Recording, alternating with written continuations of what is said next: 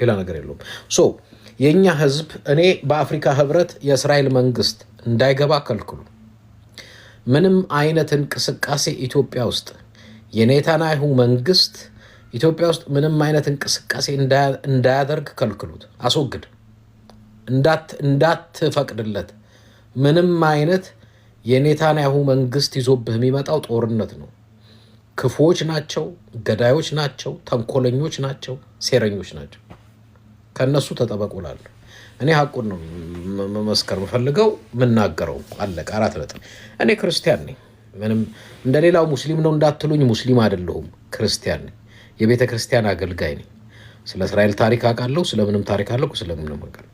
አሁን እስራኤል ውስጥ ያለው መንግስት ግን ጸረ ሰላም የሆነ ንጹሐንን በመጨፍጨፍ በመግደል መሬት በመውሰድ ገሎ በመውረስ ሰላሙን ማስጠበቅ የበላይነቱን ማስጠበቅ ነው። እነሱ ምንድን ነው የሚሉት?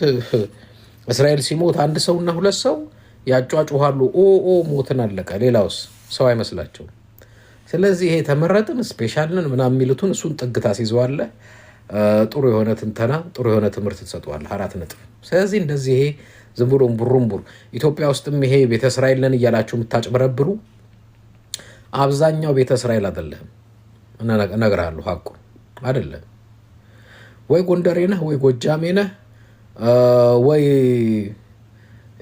እንትና ነህ፣ ወይ እንትና ነህ። አለቀ እንጂ ቤተ እስራኤል ነኝ ምናምን ፉገራውን ተውት። ኤኒዌይስ ቅድም ነግሬያችኋለሁ።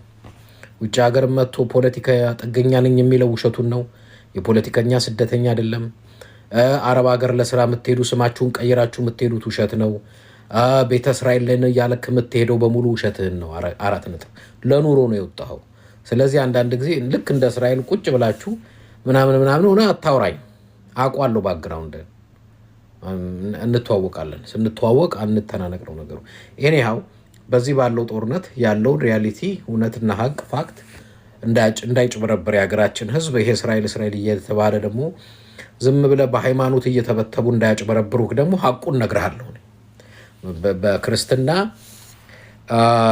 በክርስትና እንሄድበት እንነጋገርበት የሚል አካል ካለ ገብቶ መነጋገር ይችላል። በደንብ ነው ማስረዳችሁ።